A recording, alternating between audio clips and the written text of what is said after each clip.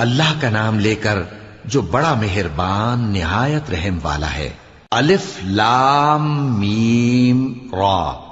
اے نبی، یہ کتاب الہی کی آیتیں ہیں، اور جو کچھ تمہارے پروردگار کی طرف سے تم پر نازل ہوا ہے حق ہے، لیکن اکثر لوگ ایمان نہیں لاتے۔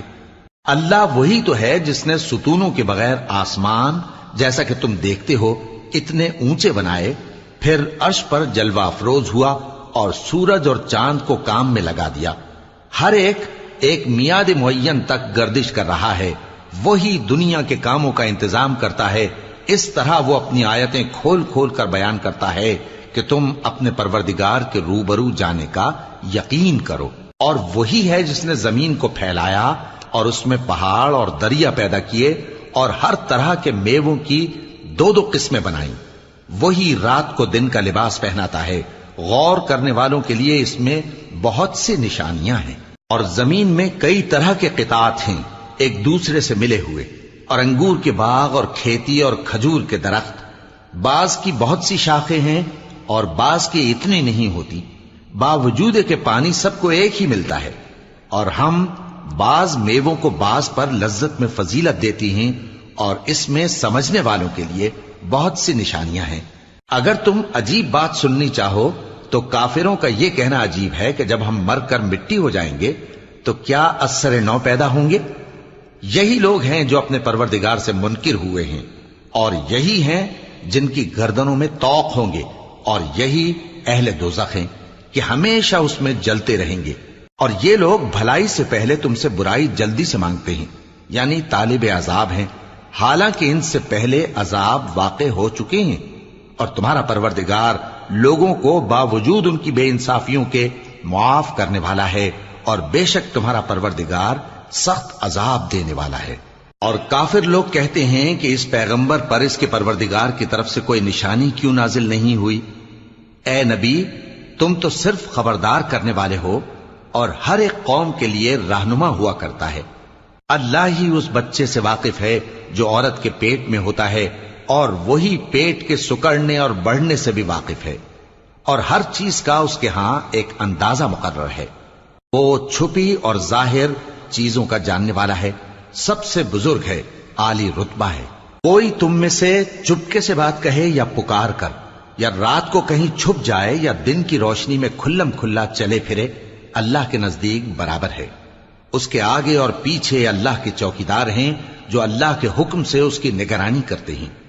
اللہ اس نعمت کو جو کسی قوم کو حاصل ہے نہیں بدلتا جب تک کہ وہ اپنی حالت کو نہ بدلے، اور جب اللہ کسی قوم کے ساتھ برائی کا ارادہ کرتا ہے تو وہ پھر نہیں سکتی، اور اللہ کے سوا ان کا کوئی مددگار نہیں ہوتا۔ وہی تو ہے جو تم کو ڈرانے اور امید دلانے کے لیے بجلی دکھاتا اور بھاری بھاری بادل پیدا کرتا ہے، اور رعد اور فرشتے سب اس کے خوف سے اس کی تسبیح و تحمید کرتے رہتی ہیں۔ اور وہی بجلیاں بھیجتا ہے، پھر جس پر چاہتا ہے گرا بھی دیتا ہے، جبکہ وہ اللہ کے بارے میں جھگڑتی ہیں، اور وہ بڑی قوت والا ہے۔ کام کا پکارنا تو اسی کا ہے، اور جن کو یہ لوگ اس کے سوا پکارتے ہیں وہ ان کی پکار کو کسی طرح قبول نہیں کرتے، مگر اس شخص کی طرح جو اپنے دونوں ہاتھ پانی کی طرف پھیلا دے تاکہ دور ہی سے اس کے منہ تک آ پہنچے، حالانکہ وہ اس تک کبھی بھی نہیں آ سکتا۔ اور اسی طرح کافروں کی پکار بیکار ہے۔ اور جتنی مخلوقات آسمانوں اور زمین میں ہے، خوشی سے یا ناخوشی سے اللہ کے آگے سجدہ کرتی ہے، اور ان کے سائے بھی صبح و شام سجدے کرتے ہیں۔ ان سے پوچھو کہ آسمانوں اور زمین کا پروردگار کون ہے؟ تم ہی کہہ دو کہ اللہ۔ ان سے کہو کہ کیا تم نے اللہ کو چھوڑ کر ایسے لوگوں کو کارساز بنایا ہے جو خود اپنے نفع و نقصان کا بھی اختیار نہیں رکھتے؟ کہو کیا اندھا اور آنکھوں والا برابر ہیں، یا اندھیرا اور اجالا برابر ہو سکتا ہے؟ بھلا ان لوگوں نے جن کو اللہ کا شریک مقرر کیا ہے، کیا انہوں نے اللہ کسی مخلوقات پیدا کی ہے جس کے سبب ان کے لیے مخلوقات مشتبہ ہو گئی ہے؟ کہہ دو کہ اللہ ہی ہر چیز کا پیدا کرنے والا ہے، اور وہ یکتا ہے، بڑا زبردست ہے۔ اسی نے آسمان سے مے برسایا، پھر اس سے اپنے اپنے اندازے کے مطابق نالے بہہ نکلے، پھر پانی پر پھولا ہوا جھاگ آ گیا، اور جس چیز کو زیور یا کوئی اور سامان بنانے کے لیے آگ میں تپاتے ہیں اس میں بھی ایسا ہی جھاگ ہوتا ہے. اس طرح اللہ حق و باطل کی مثال بیان فرماتا ہے. سو جھاگ تو سوکھ کر زائل ہو جاتا ہے اور پانی جو لوگوں کو فائدہ پہنچاتا ہے وہ زمین میں ٹھہرا رہتا ہے.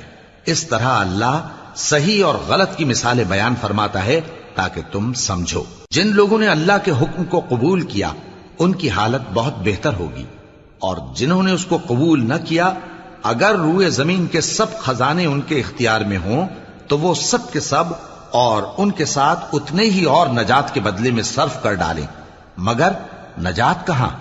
ایسے لوگوں کا حساب بھی برا ہوگا اور ان کا ٹھکانہ بھی دوزخ ہے، اور وہ بری جگہ ہے.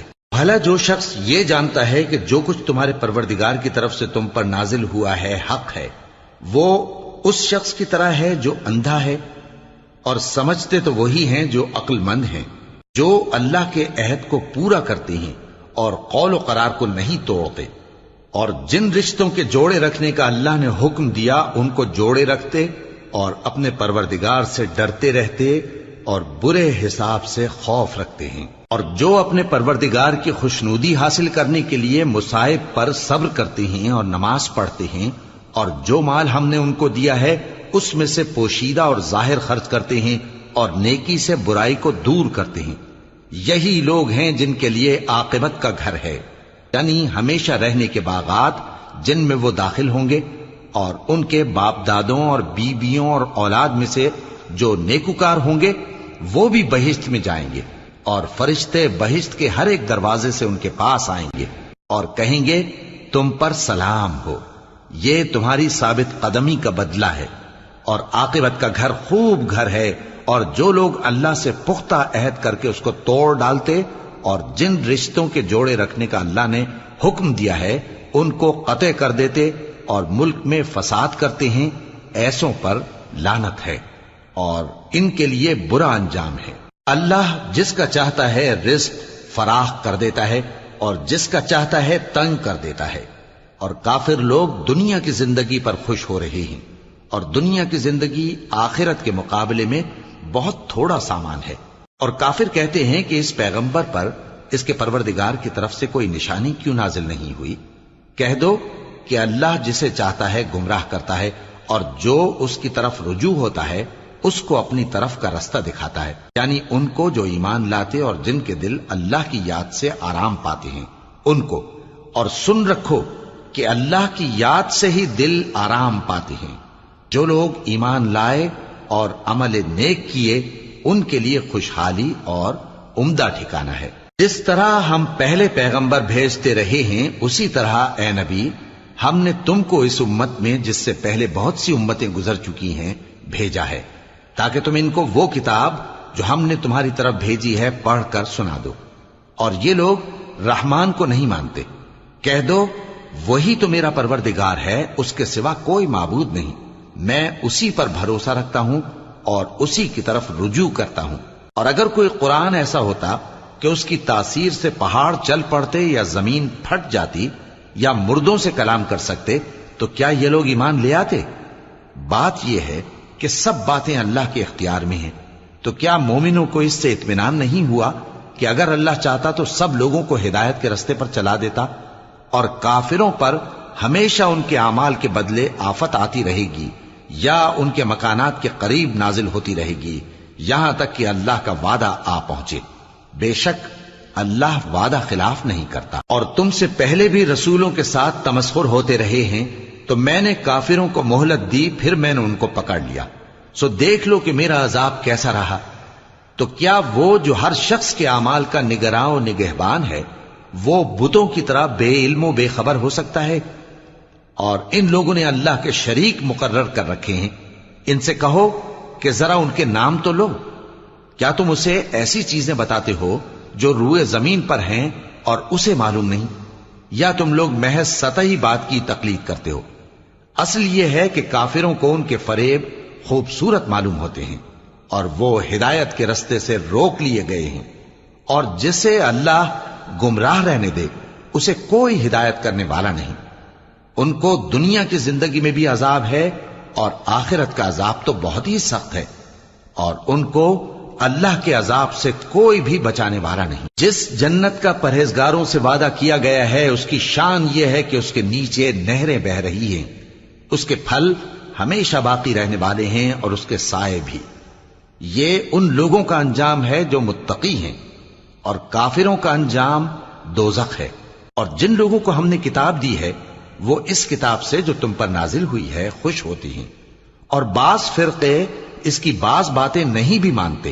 کہہ دو کہ مجھ کو یہی حکم ہوا ہے کہ اللہ ہی کی عبادت کروں اور اس کے ساتھ کسی کو شریک نہ بناؤں۔ میں اسی کی طرف بلاتا ہوں اور اسی کی طرف مجھے لوٹنا ہے۔ اور اسی طرح ہم نے اس قرآن کو عربی زبان کا فرمان بنا کر نازل کیا ہے، اور اگر تم علم آ جانے کے بعد ان لوگوں کی خواہشوں کے پیچھے چلو گے تو اللہ کے سامنے کوئی نہ تمہارا مددگار ہوگا اور نہ کوئی بچانے والا۔ اور اے نبی، ہم نے تم سے پہلے بھی پیغمبر بھیجے تھے اور ان کو بیویاں اور اولاد بھی دی تھیں، اور کسی پیغمبر کے اختیار کی بات نہ تھی کہ اللہ کے حکم کے بغیر کوئی نشانی لے آتا۔ ہر حکم قضا کتاب میں لکھا ہوا ہے۔ اللہ جس چیز کو چاہتا ہے مٹا دیتا ہے اور جس کو چاہتا ہے باقی رکھتا ہے، اور اسی کے پاس اصل کتاب ہے۔ اور اگر ہم کوئی عذاب جس کا ان لوگوں سے وعدہ کرتے ہیں تمہیں دکھائیں، یعنی تمہارے روبرو ان پر نازل کریں، یا تمہاری مدت حیات پوری کر دیں، یعنی تمہارے انتقال کے بعد عذاب بھیجیں، تو تمہارا کام ہمارے احکام کا پہنچا دینا ہے اور ہمارا کام حساب لینا ہے۔ کیا انہوں نے نہیں دیکھا کہ ہم زمین کو اس کے کناروں سے گھٹاتے چلے آ رہے ہیں؟ اور اللہ جیسا چاہتا ہے حکم کرتا ہے، کوئی اس کے حکم کا رد کرنے والا نہیں، اور وہ جلد حساب لینے والا ہے۔ جو لوگ ان سے پہلے تھے وہ بھی بہتیری تدبیریں کرتے رہے ہیں، سو تدبیر تو سب اللہ ہی کی ہوتی ہے۔ ہر شخص جو کچھ کر رہا ہے اللہ اسے جانتا ہے، اور کافر جلد معلوم کر لیں گے کہ آخرت میں اچھا انجام کس کے لیے ہوتا ہے۔ اور کافر لوگ کہتے ہیں کہ تم پیغمبر نہیں ہو۔ کہہ دو کہ میرے اور تمہارے درمیان اللہ اور وہ شخص جس کے پاس کتاب آسمانی کا علم ہے بطور گواہ کافی ہے۔ شروع